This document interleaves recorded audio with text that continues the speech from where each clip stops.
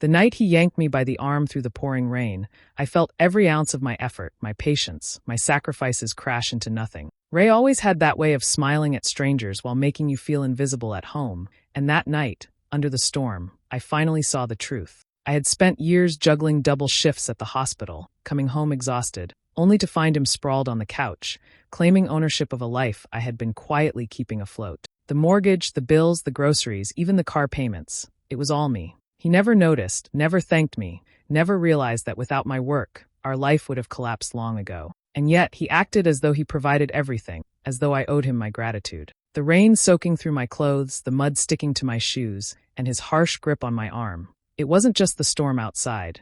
It was the storm of every lie, every moment he took me for granted, every ounce of betrayal I had swallowed quietly. That night, I understood something I had ignored for too long. The life he thought he built with me was entirely mine, and I had the power to walk away. Clara's days had begun to blend together in a haze of exhaustion. She woke before sunrise to prepare breakfast, pack lunches, and tidy the house, then rushed to her shift at the hospital, often working 12 hours straight. By the time she returned home, her muscles ached, her mind was numb, and the thought of a quiet evening was a distant dream. Yet, the moment she walked through the door, Ray was there, ready to point out every small thing that didn't meet his invisible standard. If the dishes weren't stacked just so, he would sigh loudly, muttering under his breath about her careless ways. If the laundry wasn't folded the way he preferred, he'd snap, making her feel small and incapable. He didn't see her tired hands, her sore feet, or the countless hours she had spent making sure everything ran smoothly while he relaxed. To him, nothing she did was ever quite enough,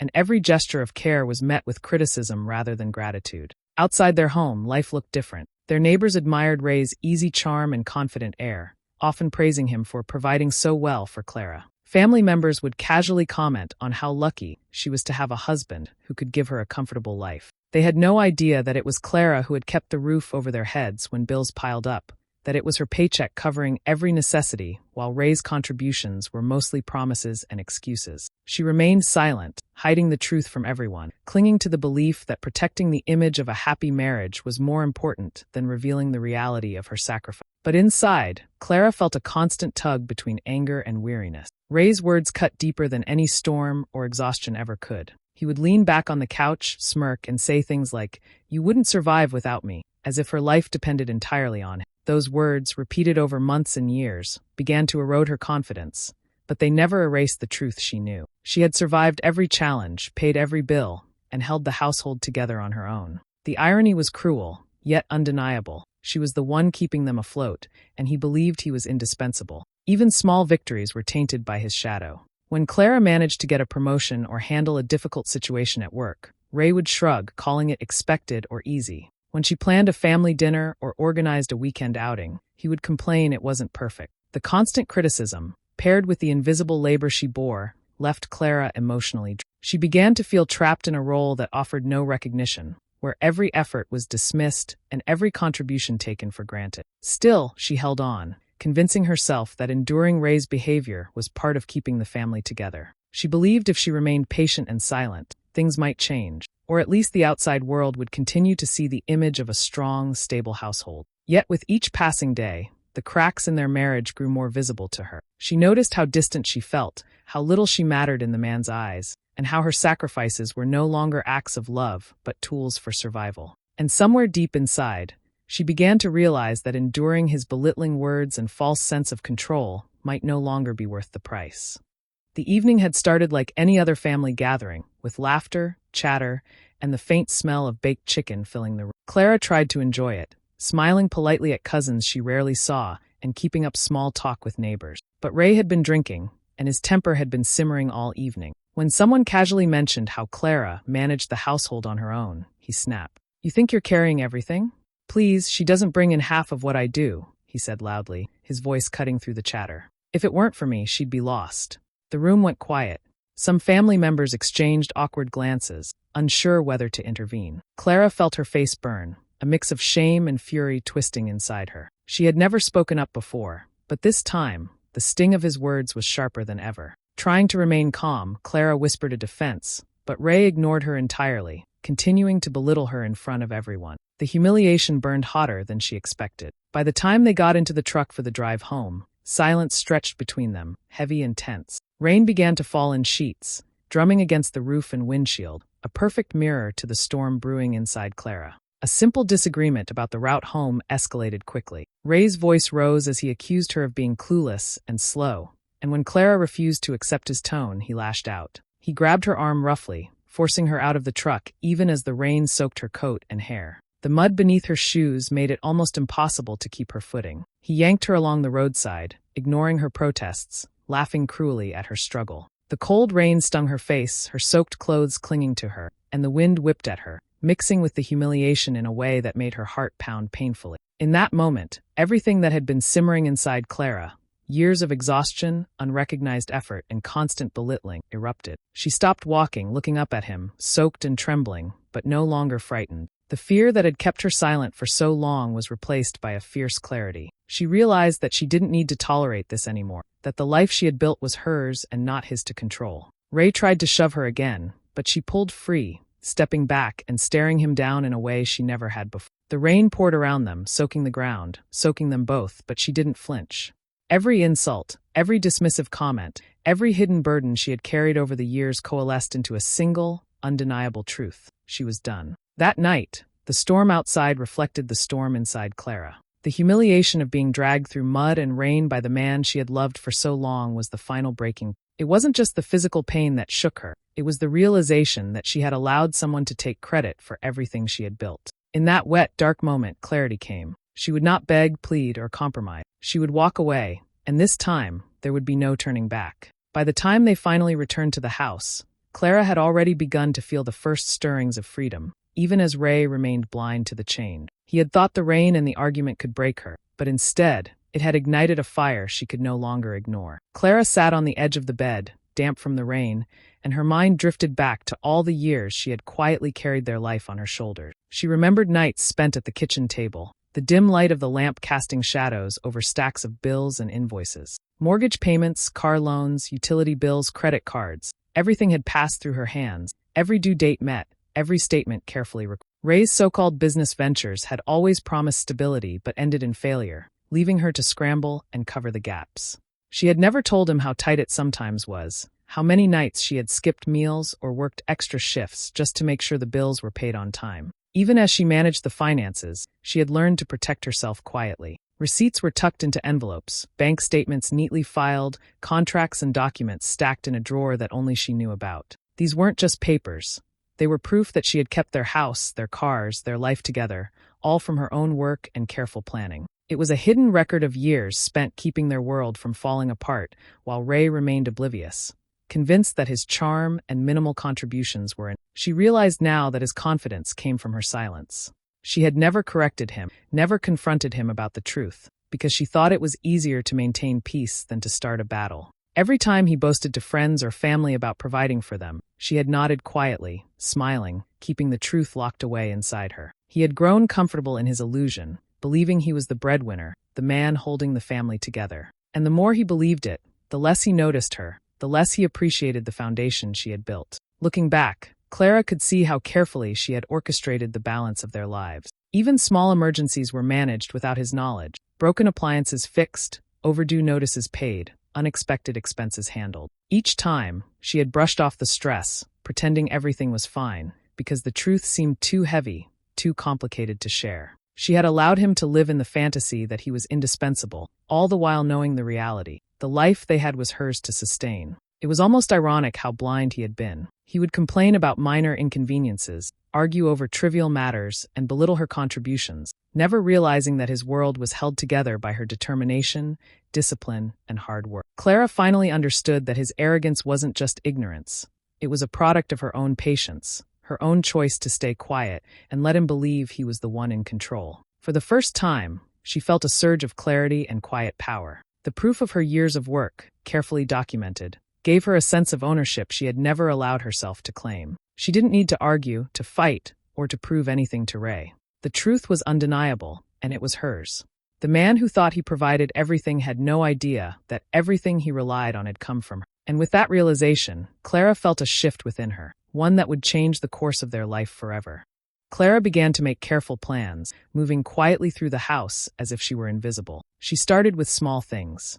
jewelry she had saved over the years, important documents, a few personal items she couldn't bear to lose. She packed them into boxes and placed them in a storage unit she had rented weeks earlier, hidden away from Ray's eyes. Each item she moved felt like a small victory, a step toward reclaiming the life she had built for herself. She knew she needed guidance, someone she could trust to navigate the legal side of leaving. That's when she reached out to her cousin Elena Harper, a sharp and practical lawyer who had always been a source of support. Over coffee in a quiet cafe, Clara explained everything: Ray's controlling behavior, the years she had paid all the bills, the documentation she had kept. Elena listened carefully, nodding as Clara spoke, and then outlined her options. For the first time, Clara felt a sense of clarity. Elena explained that because all the payments for the house, car, and utilities had come from Clara's account, she had a strong claim to the majority of the assets. Ray's supposed contributions, which were minimal and often unaccounted for, would hold little weight in court. Clara learned that she could leave not only with her dignity intact,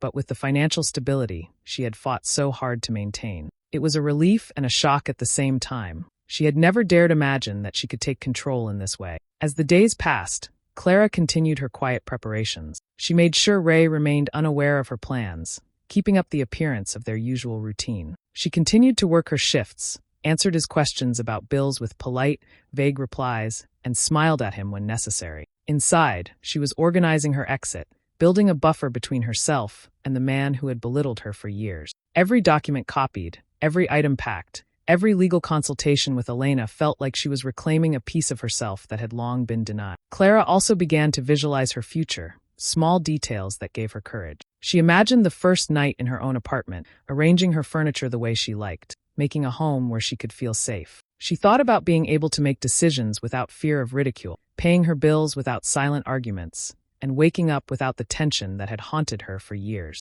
These thoughts strengthened her resolve. The quiet plan wasn't dramatic or confrontational. It was careful, methodical, and deliberate. Clara understood that rushing or revealing her intentions too soon could jeopardize everything she had worked for. So she moved in silence, letting her actions speak for themselves. Each step brought her closer to freedom, and with Elena's guidance, she felt confident that she was taking control of her life in a way that Ray could never undo. By the time the day came to act, Clara was ready, not angry, not desperate, but certain. The plan she had built quietly over weeks ensured that when she walked away, she would do so with everything she had earned, leaving behind the man who had never truly seen her. Ray's temper had been simmering, but over the past few weeks, it boiled over completely. He began mocking Clara's work at the hospital, sneering at the long hours she put in and the patients she cared for. "You're just a nurse," he would say with a smirk. "Anyone could do that job. You think you're so important." His words stung, but Clara had grown used to the pattern. She bit her tongue, keeping calm, knowing that reacting would only give him more control. He also became obsessive about money, checking her receipts, questioning every purchase, and accusing her of hiding funds from him. "Where's the money going?" he demanded one evening, rifling through her papers. "You think you can keep secrets from me?" Clara let him rant, quietly aware that every dollar he thought he controlled had already been earned and managed by her. His suspicions were baseless, but they gave him a false sense of authority, and he clung to it desperately. The drinking didn't help. Nights that had once been tolerable became tense and unpredictable. Ray would come home with a bottle of whiskey, his words slurred and sharp, lashing out at minor inconveniences. Clara learned to step carefully around him, anticipating the sudden bursts of anger. One night, after a particularly reckless evening, he leaned in close, his breath smelling of alcohol, and threatened her. "You think you've got it all figured out? I could leave you with nothing," he said, his voice low but dangerous. Clara listened, letting the words roll over her without responding. Inside, she felt a strange calm. For years, she had carried the weight of their life, making sure the bills were paid, the house maintained, and every obligation met. She had the receipts, the bank statements, and the proof that she had built their life entirely on her own efforts.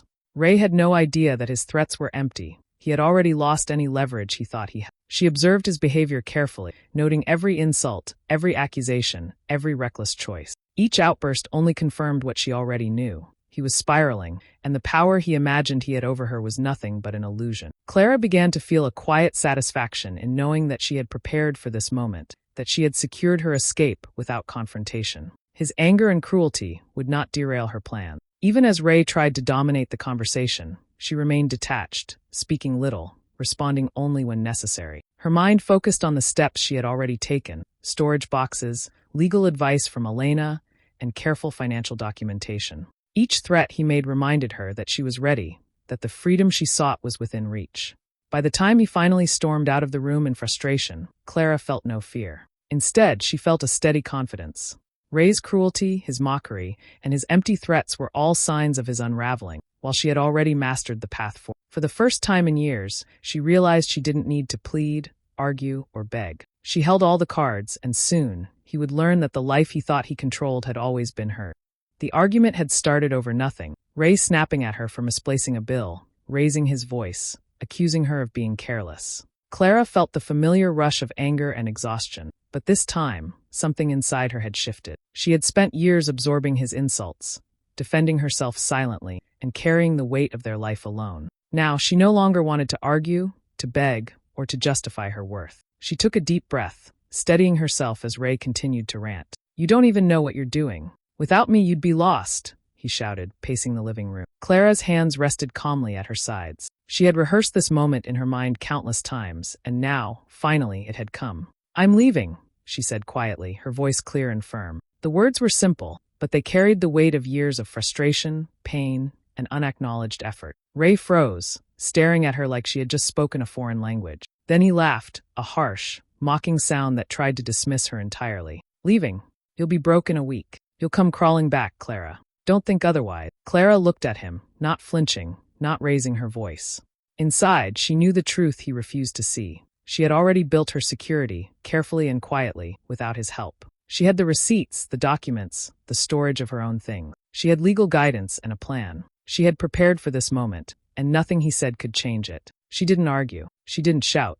She simply gathered a small bag, containing the essentials she would need, and picked up the boxes she had carefully packed over the past week. Ray continued to yell and mock, trying to provoke fear, but his words bounced off her like rain on a tin roof. Clara moved with purpose, each step a declaration that she would no longer live under his control. The drive to Elena's house was quiet. Clara kept her eyes on the road, listening only to the rain hitting the windshield. For the first time in years, she felt a strange mix of fear and exhilaration. Fear of the unknown, exhilaration at finally taking her life into her own hand. She thought about the years she had invested, the energy and effort that had gone unnoticed, and how now, all of it would serve her freedom. When she arrived at Elena's, she felt a wave of relief wash over her. Elena greeted her with a knowing look, no questions asked, offering a safe place without judgment. Clara unloaded her things, the weight she had carried for so long feeling lighter with every step. She knew this was the start of something new, a life where she would no longer be belittled or controlled.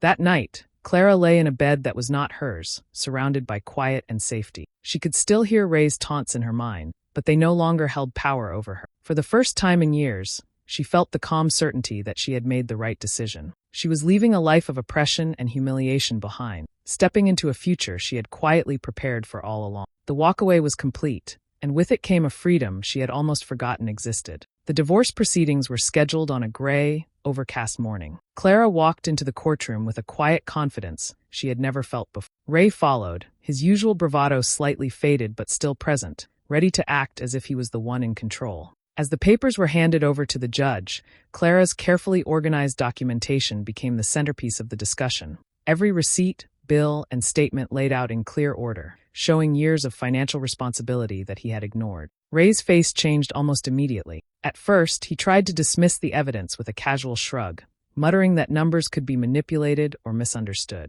But as the documents were reviewed, it became impossible for anyone present to deny the truth. Mortgage payments, car loans, utility bills, even minor household expenses, everything traced back to Clara. Each paper was proof that she had been the one keeping the household afloat, while Ray's contributions were minimal, inconsistent, and largely symbolic. The room was silent as the lawyer representing Clara explained how every expense had been managed through her accounts, showing the court that she had been the backbone of their life together. Ray opened his mouth a few times to protest, but the words faltered, empty and weak against the clear record she had presented. He had always assumed his charm, his occasional help, and his confident claims to friends and family would protect him. Now, all of that crumbled in the face of undeniable facts. Clara watched quietly as Ray shifted in his seat, a mix of shock, anger, and embarrassment crossing his features. It was a moment she had anticipated, but never fully imagined witnessing in real time. The truth was no longer hidden behind polite smiles or silent suffering. It was exposed for everyone to see. Ray, who had belittled her, mocked her work, and tried to control every aspect of her life, was revealed as a man who had contributed almost nothing to the life they shared. The judge reviewed the documents carefully, asking Clara a few questions about her records, all of which she answered calmly and clearly. Every explanation strengthened her position, proving that she had been meticulous, responsible, and entirely capable of managing the household on. Ray's attempts to claim authority or downplay his failures only highlighted his negligence. Friends and family, who had long admired him for his supposed provision, began to understand the reality. The life he claimed to create had been entirely hers. By the end of the proceedings, Clara felt a mixture of vindication and relief. She had been prepared for this moment, and now the years of effort and patience she had invested were recognized legally. Ray's arrogance, his cruelty, and his false sense of power were stripped away, leaving him exposed and humiliated. Clara left the courtroom quietly, without celebration or gloating, but with a deep sense of satisfaction. The betrayal, the years of belittlement, and the false narratives he had spun were all laid bare. She had taken control of her life, and the truth of her hard work and dedication could no longer be denied. For the first time, she felt completely free, knowing that the man who had taken so much from her had finally been confronted with the undeniable proof of his failure.